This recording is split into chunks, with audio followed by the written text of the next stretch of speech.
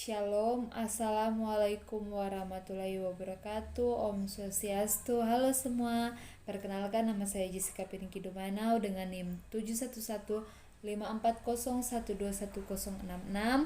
dari jurusan Kebidanan tingkat 1 kelas B Poltekkes Kemenkes Manado. Pada kesempatan kali ini saya akan menjelaskan tentang anatomi dan fisiologi sistem urinaria. Sistem urinaria adalah sistem organ yang berfungsi untuk menyaring dan membuang zat limbah dengan cara menghasilkan urin. Jika fungsi sistem ini terganggu, limbah dan racun bisa menumpuk di dalam tubuh dan menyebabkan berbagai gangguan kesehatan. Sistem urinaria atau saluran kemih terdiri dari ginjal, kandung kemih, ureter, dan juga uretra atau saluran kencing. Setiap bagian dalam saluran kemih atau sistem urinaria ini memiliki fungsi dan peranannya masing-masing. Melalui saluran kemih, urin yang membawa limbah dan racun akan dikeluarkan dari dalam tubuh. Ginjal biasa juga disebut dengan renal atau kidney, terletak di belakang rongga peritoneum dan berhubungan dengan dinding belakang dari rongga abdomen dibungkus lapisan lemak yang tebal.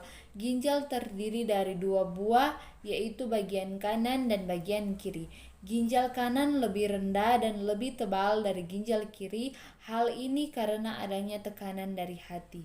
Letak ginjal kanan setinggi lumbal 1, sedangkan letak dari ginjal kiri setinggi torak 10 dan 11. Ginjal bentuknya seperti biji kacang tanah dan margo lateralnya berbentuk konveks dan margo medialnya berbentuk konkav. Panjangnya sekitar 4,5 inci atau 11,25 cm, lebarnya 3 inci atau 7,5 cm dan tebalnya 1,25 inci atau 3,75 cm. Bagian luar dari ginjal disebut dengan substansi kortikal, sedangkan bagian dalamnya disebut substansi medularis dan dibungkus oleh lapisan yang tipis dari jaringan fibrosa. Nefron merupakan bagian terkecil dari ginjal yang terdiri dari glomerulus, tubulus proksimal, lengkung Hendel, tubulus distal, dan tubulus urinarius atau papilla vateri. Pada setiap ginjal diperkirakan ada 1 juta nefron. Selama 24 jam dapat menyaring darah 170 liter. Arteri renalis membawa darah murni dari aorta ke ginjal. Lubang-lubang yang terdiri pada piramid renal masing-masing membentuk simpul dan kapiler suatu badan Malpighi yang disebut glomerulus. Pembuluh aferen bercabang membentuk kapiler menjadi vena renalis yang membawa darah dari ginjal ke vena cava inferior. Fungsi ginjal: 1. Memegang peranan penting dalam pengeluaran zat-zat toksik atau racun. 2. Mempertahankan suasana keseimbangan cairan. 3. Mempertahankan keseimbangan kadar asam dan basa dari cairan tubuh. 4. Mempertahankan keseimbangan garam-garam dan zat-zat lain dalam tubuh. 5. Mengeluarkan sisa-sisa metabolisme hasil akhir dari protein ureum, kreatinin, dan amoniak. Vesika urinaria atau kandung kemih. Kandung kemih merupakan muskulus membran yang berbentuk kantong yang merupakan tempat penampungan urin yang dihasilkan oleh ginjal. Organ ini berbentuk seperti buah pir. Letaknya di dalam panggul besar sekitar bagian posterior superior dari simfisis pubis. Terdiri dari fundus berhubungan dengan rektal ampula pada laki-laki serta uterus bagian atas dari kinalis vagina pada wanita, korpus dan korteks. Dinding kandung kemih terdiri dari lapisan peritoneum, lapisan sebelah luar tunika muscularis, lapisan otot, tunika submukosa, dan lapisan mukosa atau lapisan bagian dalam. Bervariasi dalam bentuk, ukuran, dan posisinya, tergantung dari volume urin yang ada di dalamnya. Secara umum, volume dari vesika urinaria adalah 350-500 ml. Berfungsi sebagai tempat penampungan sementara atau reservoir. Urin mempunyai selaput mukosa berbentuk lipatan disebut rugae atau kerutan dan dinding otot elastis sehingga kandung kencing dapat membesar dan menampung jumlah urin yang banyak. Ureter, lanjutan dari renal, pelvis yang panjangnya antara 10-12 inci atau 25-30 cm dan diameternya sekitar 1 mm sampai 1 cm. Ureter terdiri atas dinding luar yang fibrus, lapisan tengah yang berotot, dan lapisan mukosa sebelah dalam. Mulai sebagai pelebaran hilum ginjal dan letaknya menurun dari ginjal sepanjang bagian belakang dari rongga peritoneum dan di depan dari mulcus psoas dan processus transversus dan vertebra lumbal dan berjalan menuju ke dalam pelvis dan dengan arah oblik bermuara ke kandung kemih melalui bagian posterior lateral. Uretra. Uretra adalah saluran sempit yang terdiri dari mukosa membran dengan muskulus yang berbentuk sphincter pada bagian bawah dari kandung kemih. Letaknya agak ke atas orifisium internal dari uretra pada kandung kemih dan terbentang sepanjang 1,5 inci atau 3,75 cm pada wanita dan 7-8 inci atau 18,75 cm pada pria.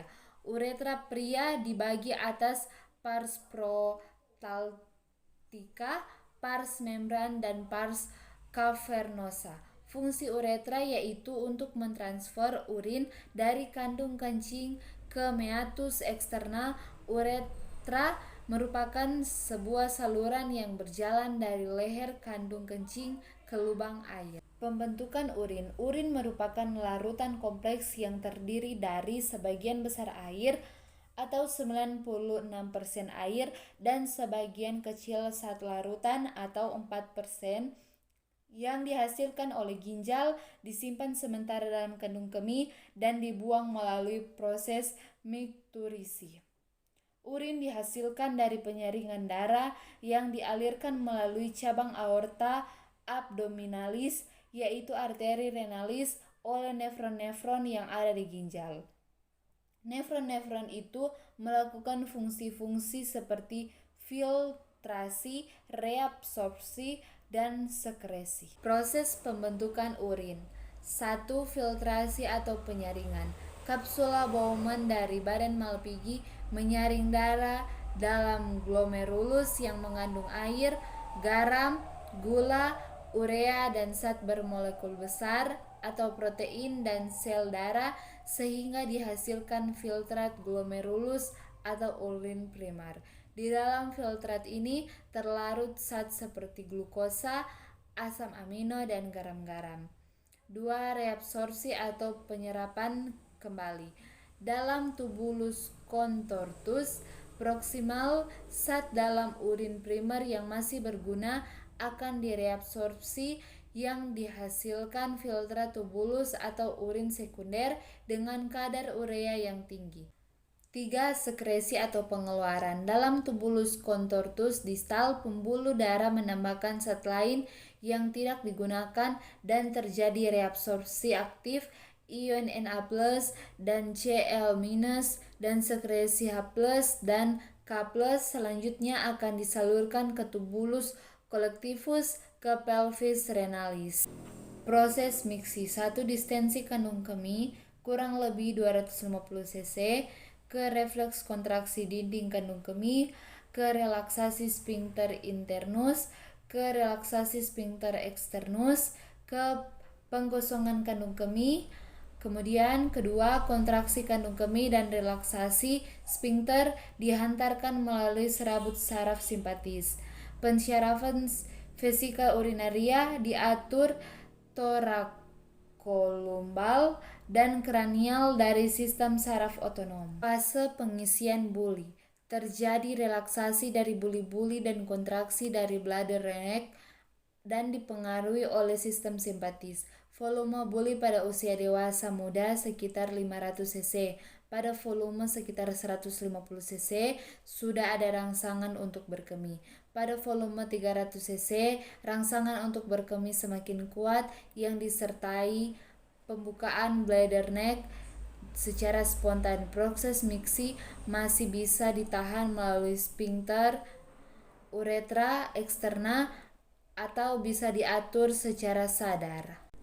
Fase penggosongan buli atau berkemih dipengaruhi oleh sistem saraf simpatis. Terjadi relaksasi dari otot sphincter uretra eksterna dan bladder neck, kemudian diikuti oleh kontraksi otot-otot drosur buli. Terjadi penggosongan buli sehingga volume urin di dalam buli-buli tidak tersisa atau residu urin kurang dari 50 cc. Fungsi homeostatis ginjal. 1. Ginjal mengatur pH, konsentrasi ion mineral, dan komposisi air dalam darah. 2. Ginjal mempertahankan pH plasma darah pada kisaran 7,4 melalui pertukaran ion hidronium dan hidroksid. Akibatnya, urin yang dihasilkan dapat bersifat asam pada pH 5 atau alkalis pada pH 8. 3. Kadar ion natrium dikendalikan melalui sebuah proses homeostatis yang melibatkan aldosteron untuk meningkatkan penyerapan ion natrium pada tubulus konvolasi.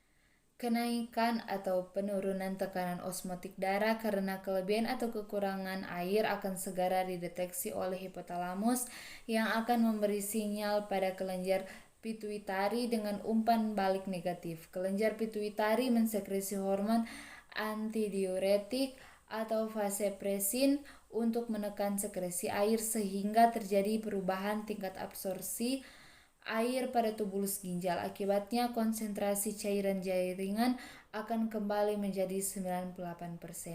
Kandungan air: 1. Air, urea dan amonia. 2. Garam mineral terutama NaCl. 3. Pigmen empedu yang menghasilkan warna kuning di urin. 4. Zat-zat yang berkelebihan di darah seperti vitamin, obat-obatan, dan hormon.